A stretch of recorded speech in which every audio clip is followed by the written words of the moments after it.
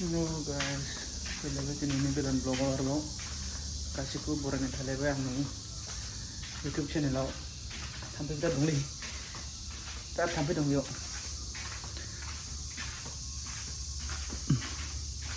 गोदोनि जायगायानो आरो बिराद गोबावनि उनाव आरो एक्सप्लर खालामबावबाय बेनो जाबाय गुवाहाटी आश्रम मालिगावआव दं इयो पांडु टेम्पल घाट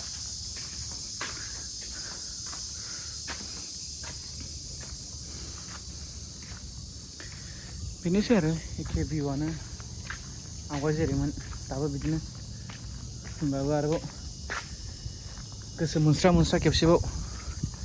देखायबावबाय आरो साबिया इयाव दोनदों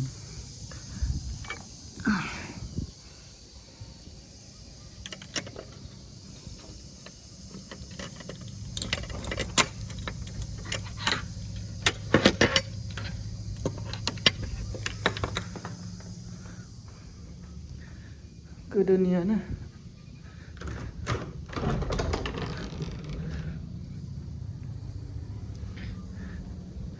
नाथाय भिउखौ हले मोजां नाङो आरो नायनो थाखाय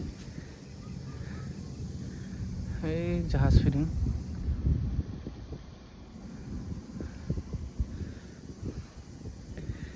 जे सानसेट जाबाथाय एकदम बिराद मोजां नुयो सानसेट बाथाय आरो दाथ' मोदानदोंसो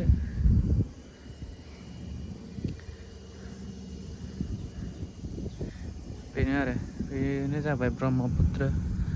रिभार दैमा बे जाबाय बै जाबाय कामाख्यानि थांग्रा लामा आरोना ओमफ्राय जोंनि आश्रमा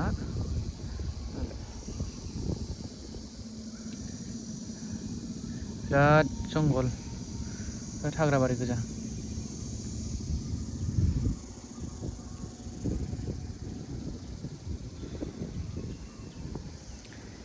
IIT ओइयो बिल्डिं नुहुरनायफोरा हाबनो मोना नैयाव गेट पास लानांगौनो गेट पास लानानैसो हाबनो मोनो बेयाव